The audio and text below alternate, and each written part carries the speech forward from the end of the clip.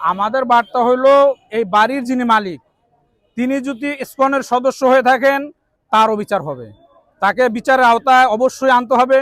আর উনি যদি না জেনে বাড়ি ভাড়া দিয়ে থাকেন ইসকনের সদস্যদের কাছে, সেটা আমরা আইন শৃঙ্খলা বাহিনী যারা আছেন ওনাদেরকে তদন্ত করার আহ্বান জানাই। যদি কোনো প্রকার উনি এটার সাথে যুক্ত থাকেন ওনাকে গ্রেফতার করতে হবে। আলহামদুলিল্লাহ, সর্বপ্রথম আল্লাহর দরবারে শুকরিয়া আদায় করতেছি যে আল্লাহ রাব্বুল আলামিন আমাদেরকে সুন্দর একটি ইসলাম ধর্মের অনুসারী বানাইছেন আল্লাহর কাছে আমরা দরখাস্ত করার আগেই। এই জন্য আল্লাহর দরবার শুকরিয়া। দ্বিতীয়ত হলো আপনাদেরকে ধন্যবাদ জানাই যারা সাংবাদিক ভাইয়েরা আজকে আমাদেরকে সহযোগিতা করতেছেন। প্রশাসন ভাইদেরকেও আমরা ধন্যবাদ জানাই। আসলে মূলত আমরা যেই জন্য আজকে এখানে একত্রিত হয়েছি সেটা হলো আপনারা সকলেই জানেন যে বাংলাদেশকে ধ্বংস করার পায়তারা করতেছে একটি সংগঠন, সন্ত্রাসী এবং জঙ্গি সংগঠন, সেটা হলো ইসকন নামে একটি সংগঠন। আসলে তারা কোনো ধর্মের লোক না, তারা কোনো বর্ণের লোক না, তারা হলো সন্ত্রাসী। আমরা সন্ত্রাসী নামেই তাদেরকে চিনি। আপনারা জানেন এর আগে এই সন্ত্রাসী সংগঠন ইসকন আমাদের এদেশে আমাদের সেনাবাহিনী ভাইদেরকে অ্যাসিড নিক্ষেপ করেছে। গতকালকে আমার এক ভাই আইনজীবীকে তারা নির্মমভাবে হত্যা করেছে, যেটা আমরা এদেশে কল্পনাও করতে পারি না, যেন একজন আইনজীবীকে কিভাবে মানুষ হত্যা করে। এরপরে দেখেন এদেশে আমরা প্রায় 92% মুসলমান, কিন্তু কেউ বলতে পারবেন না যে কোনো ইসলামী সংগঠন বা কোনো ইসলামের নেতা, কোনো বড় আলেম, কোনো এরকম আল্লাহ ভীরু লোক কোনো হিন্দু ভাইদের মন্দিরে বা অন্য অন্য ধর্ম যারা পালন করতেছেন তাদের উপাসনালয় আমরা কোনোদিন হামলা করেছি, আমরা তাদেরকে অত্যাচার করেছি, এটা কেউ বলতে পারবে না। কিন্তু দুঃখ পরিতাপের বিষয় হলো ইসকন গতকালকে আমাদের চট্টগ্রামে আমাদের মসজিদ ভাঙছে। এটা অত্যন্ত দুঃখের বিষয়, পরিতাপের বিষয়। আমরা জানতে পেরেছি এই শিবচরে এই যে আমাদের সামনে যে বিল্ডিংটা দেখা যাইতেছে সোনালী মার্কেট, এটার উপরে ইসকনের অফিস আছে, এখানে ইসকনের সদস্যরা থাকে, এখান থেকে তারা বিভিন্ন ধরনের সন্ত্রাসী কার্যকলাপ চালায়, যেটার বিরোধিতা আমরা আগে থেকে করে আসছি।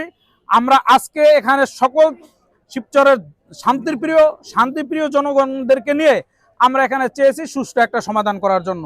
আমাদের এখানে আমাদের আইন শৃঙ্খলা বাহিনী আসছিলেন, ওনারা আমাদেরকে সময় চেয়েছেন আধা ঘন্টা। আমরা আলহামদুলিল্লাহ আধা ঘন্টা সময় দিয়ে আমাদের সকল শান্তিপ্রিয় জনগণকে নিয়ে আমরা এখান থেকে চলে গেছি।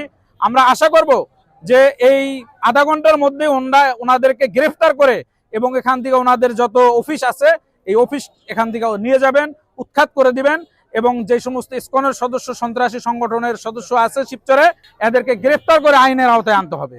এবং এখানে যারা আছে শুধু তারাই নয়, শিবচরে যারা ইসকন সদস্য আছে, আমি আমার জানা মতে প্রায় 360 জনের মতো সদস্য আছে ইসকনের।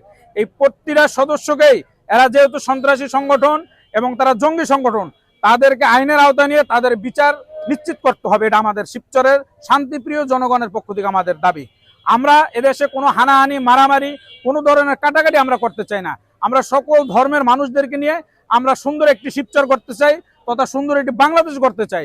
আমাদের এখানে কোনো ধর্মের লোক কষ্ট পাবে, অত্যাচারিত হবে, এটা আমরা চাই না। অতএব এই সন্ত্রাসী সংগঠনের যারা আছে তাদেরকে আমরা এই দেশ থেকে উৎখাত করবো ইনশাল্লাহ। আমরা প্রতিজ্ঞা করেছি যে আমাদের এদেশে যারা নাকি দেশকে ধ্বংস করার পায়তারা করতেছে, আমাদের দেশে মুসলমান হিন্দুদেরকে দাঙ্গা লাগানোর ব্যবস্থা করতেছে, তাদেরকে আমরা দেশে চাই না, তাদেরকে আমরা দেশ থেকে উৎখাত করবো ইনশাল্লাহ।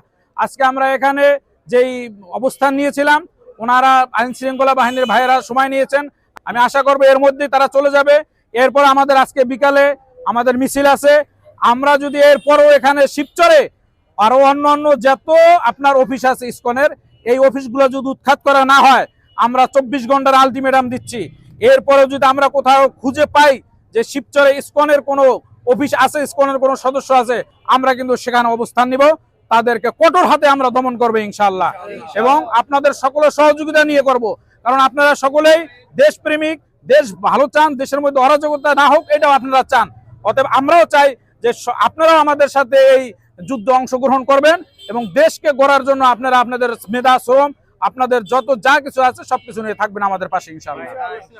জি বলে এর আগে আমরা দেখছি যখন এই জঙ্গি বিগত সরকারের আমলে হুজুরকে ধরে তারা জঙ্গি বা তাদের বাড়িঘর আপনি রেট দিত, কিন্তু আজকে দেখলাম হলো আপনি এইরকম কোনো কিছু প্রশাসন থেকে করা হলো না এবং যে ভাড়া দিয়েছেন বিনয় মালো, তার কি বিচার হওয়া, আপনার বিচার দাবি করতেছেন এই বিষয়ে? এখানে 2 বছর যাবত তারা এই অবস্থান করতেছে এই বিষয়ে, এবং এখানে স্থায়ী কিছু হিন্দুরা জড়িত আছে, আমরা যতটুকু জানতে পেলাম তাদের ব্যাপারে আপনাদের কি বার্তা? আমাদের বার্তা হলো এই বাড়ির যিনি মালিক তিনি যদি ইসকনের সদস্য হয়ে থাকেন তারও বিচার হবে, তাকে বিচারের আওতায় অবশ্যই আনতে হবে। আর উনি যদি না জেনে বাড়ি ভাড়া দিয়ে থাকেন ইসকনের সদস্যদের কাছে, সেটা আমরা আইন শৃঙ্খলা বাহিনী যারা আছেন ওনাদেরকে তদন্ত করার আহ্বান জানাই। যদি কোনো প্রকার উনি এটার সাথে যুক্ত থাকেন ওনাকে গ্রেফতার করতে হবে। আর যদি উনি যুক্ত না থাকেন, উনি না জেনে ভাড়া দিয়ে থাকেন, সেটা আমরা হয়তো বা ওনাকে ক্ষমা সুন্দর দৃষ্টিতে দেখতে পারি।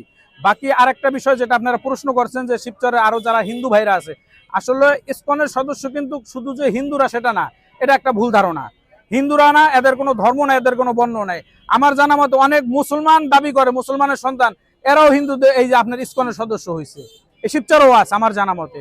অতএব মুসলমানও বুঝি না, হিন্দুও বুঝি না, সন্ত্রাস সন্ত্রাস, জঙ্গি জঙ্গি, তাদেরকে চিহ্নিত করতে হবে। আমরা কোনো ধর্মের উপরে কোনো ধরনের আপনার হামলা মামলা, কোনো ধরনের চাপ প্রয়োগ আমরা করতে চাই না।